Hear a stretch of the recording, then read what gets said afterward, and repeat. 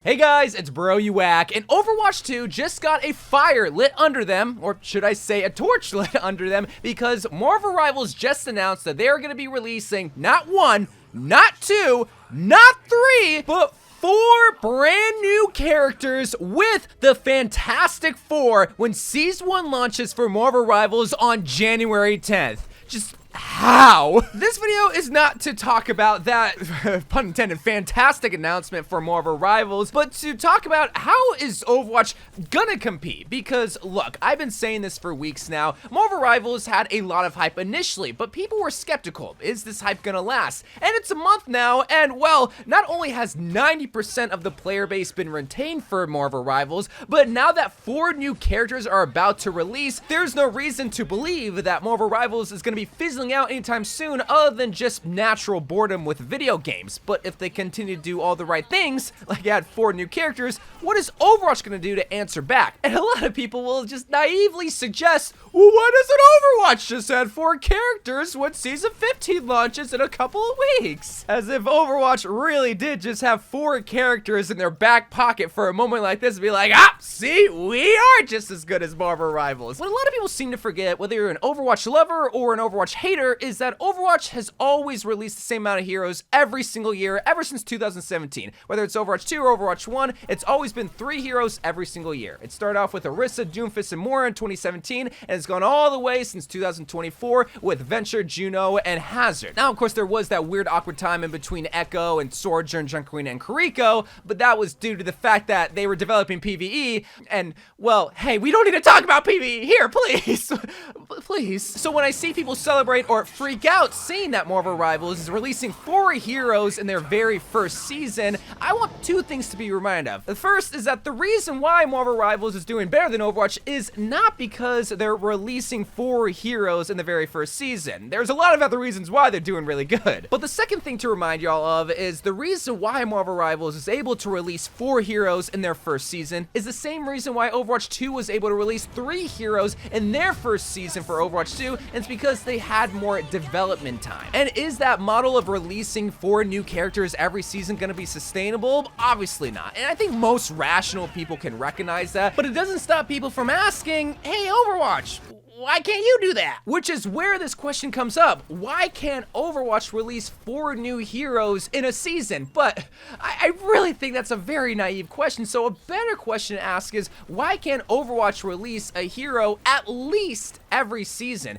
Because Marvel Rivals is doing all the right things, giving what the community wants. And when you look at what they're giving the community, they're giving them cheaper skins and more heroes. But you also gotta look at what Marvel Rivals is not really doing, or rather focusing on, which is releasing new maps, because they have like, what, 7, 8, 9 maps upon launch. Obviously they can release more, but they didn't release a lot of maps, and they also didn't release a lot of game modes, as compared to Overwatch that is releasing a new map every season that doesn't have a new hero, and also trying to release not only core game modes in the form of Clash and Flash, but also other fun arcade modes that a lot of people really do like. And I bring all this not to show what Overwatch is doing, but rather showing, okay, but does the community only care about cheaper skins, better microtransactions, and heroes as compared to maps and game modes? Because if the answer to that is yes, then all the development time that would go into making new maps, go into making new game modes, and the other things that have been going into Overwatch ever since 2017 can be reallocated to making new heroes and releasing them every season to at least try to compete with Marvel Rivals. But then a lot of people will ask, well, why can't we have both? Why can't we have both maps and game modes while also having at least a hero every season? And I can't really give you a good enough answer because, one, I don't work for Blizzard. I don't know how much time really goes into developing a character, but what I can tell you is if Blizzard could do that,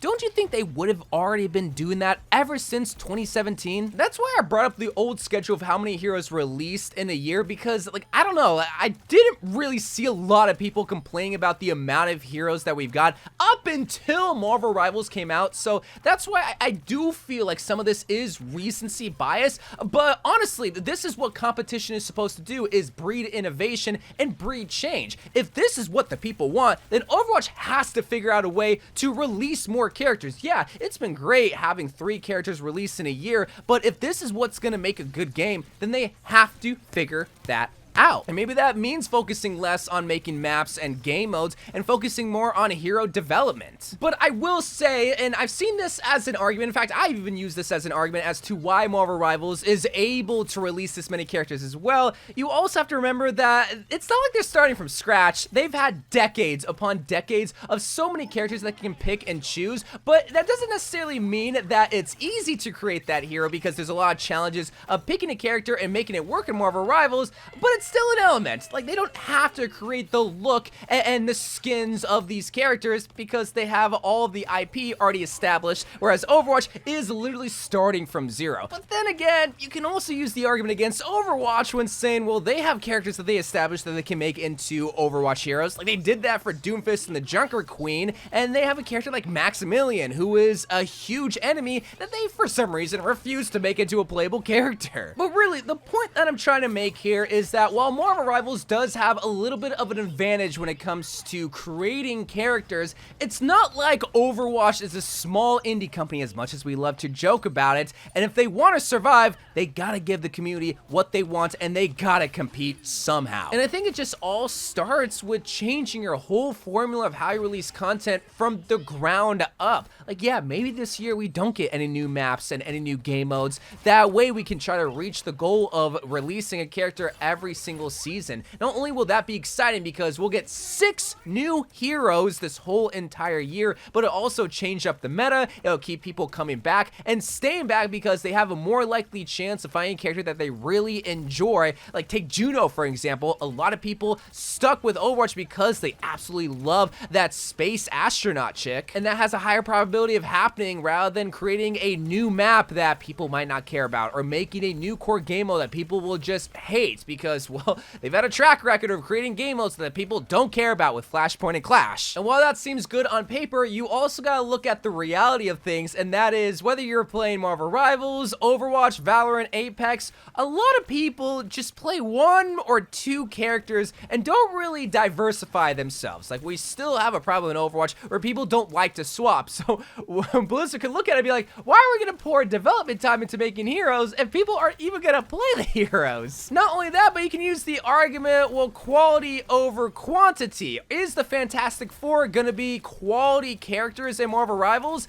In my personal opinion, I think they are, because I think Marvel Rival characters are really good and high quality. Each one I feel like is very unique and distinct from the other one, so who's to say that the Fantastic Four isn't gonna be good? But maybe the same can't be said about for Overwatch characters. And then at that point, well, then Overwatch just kind of loses the competition, and that's just business. It's all gonna come down to Season 15, a season that does not have a brand new hero scheduled because it's an odd season. But the thing is, though, people won't know about that, and people won't care about that because they just love to point out the other thing and be like, well, Marvel Rivals is releasing 4 and you don't even release a brand new hero? So I really do think it starts in Season 15, just changing how they deliver content. And if they somehow release a brand new hero in Season 15, I will be shocked, but I'll also be very happy, because that's the first step in the right direction of giving the community what we want, but also trying to compete with Marvel Rivals, which is what Blizzard really also wants to do. And if they make skins cheaper, make the battle pass being able to complete at any time when you purchase it, and maybe still make maps and game modes, then I'll be a very, very happy boy. But until that happens, let me know what you think about Marvel Rivals releasing 4 heroes and what you think Overwatch should do in the near future. But until that happens, I love you guys. Thank you guys for watching. More Overwatch 2 videos to come,